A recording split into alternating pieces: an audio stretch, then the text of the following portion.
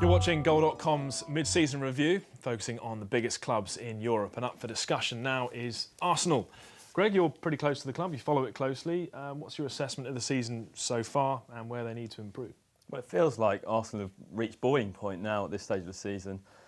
They haven't won a trophy since 2005. They're already looking like top four will be a challenge to get into the Champions League, which is the absolute priority.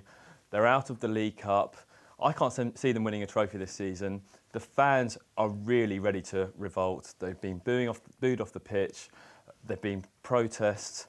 It just feels like it's all going wrong. And Arsene Wenger's facing an absolutely crucial 6 months, but especially the January transfer window, because usually he doesn't like putting his hand in his pocket at all, let alone in January. But that's going to have to change this year.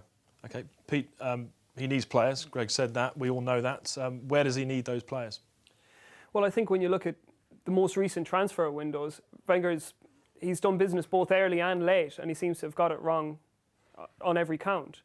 And I think that if you look around the team, they basically need strengthening still everywhere, because the players that he's brought in have been inferior, they've been substandard. So I think in central defence, they still need a partner for Thomas Vermaelen.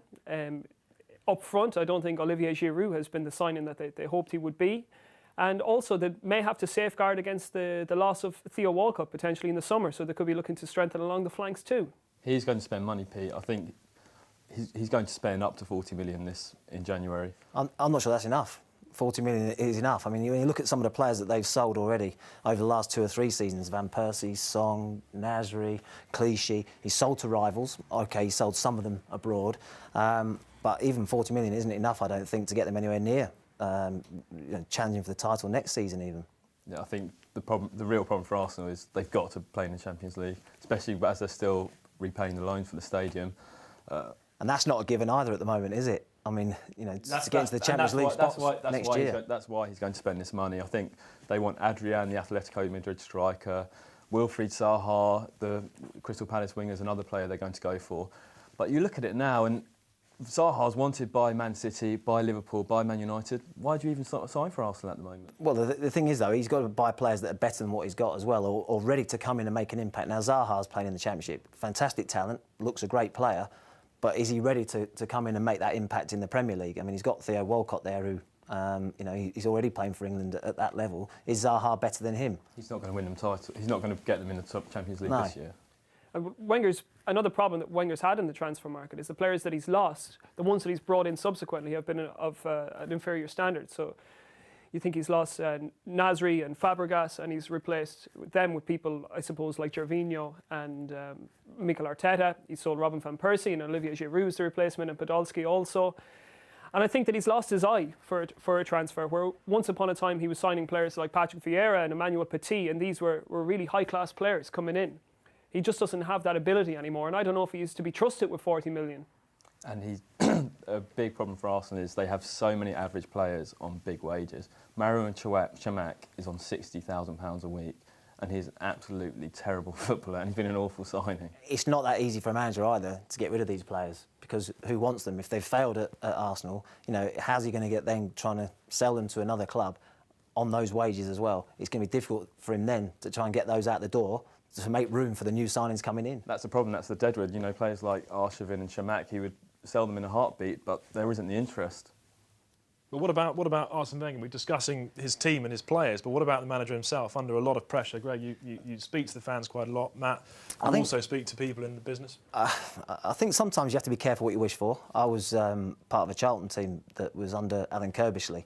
And, he spent a lot of time at the football club, got us into the Premier League, kept us there for many years.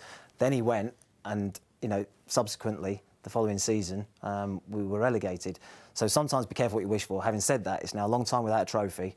People are getting restless. Whether he's going to last the distance, he'll last to the end of the season. Beyond that, I'm not overly sure. I think this is last season. I think the momentum's moved to such an extent, it's so negative that Arsenal need a change. He's been there since 1996. And it feels like it's time for change. And Wenger probably knows that. But he is obsessed with his legacy as well. He won't leave Arsenal in the lurch. Certainly won't leave mid-season. If they can get someone like Pep Guardiola, it's a long shot, but if they can get someone like Pep Guardiola, Wenger would step aside. But either way, it feels like they need a change now. basically Arsene Wenger has invented what is the modern Arsenal. It's a completely different club now than it was before he joined. You look at the stadium that they're playing in, the standard of players that they've had recently, the success that they've had under Wenger recently. But I do think that he's reached the end of his natural tenure at Arsenal, and I think it's time for Wenger to hand custody of this club over to somebody new. And that's not to say that the fans don't respect everything Wenger's done for Arsenal, and they'll be eternally grateful. But it's time for a change, and just like at Man United, that Ferguson's going to step aside at some point in the near future, and the big question is how you move on when that happens. Matt, have the last word on Arsenal. Sum it up for us, what they've done so far this season, what they need to do, and the future for Wenger. Well, they've underachieved this season so far. Of course, they're in the Champions League knockout stages, which is something that other clubs in England hadn't achieved. But that isn't good enough, I don't think. I think they have to finish in the top 4. Whether they do that, I'm not sure. And as for Arsene Wenger, I think he's got to the end of the season. Beyond that, I don't think he'll be there. OK, thanks, gents. So that was Arsenal. For more news and analysis on them and all matters football, make sure you keep up to date with goal.com.